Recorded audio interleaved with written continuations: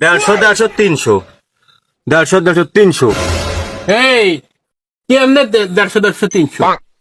তুই কি বাড়িতে ফিনা ভাত খেয়ে আইসো? হ্যাঁ, 150, 2100 টাকা নেওয়ার সময় মনে থাকে না?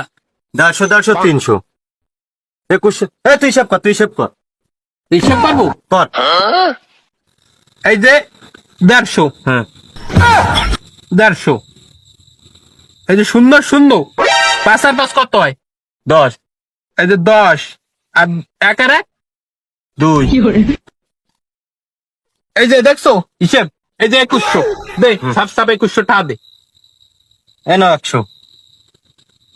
হিসাব করো। এই যে 100 কাটা, আর থাকলো কত? এই যে 2টা, এই 2টা দে, ছাড় হবে না।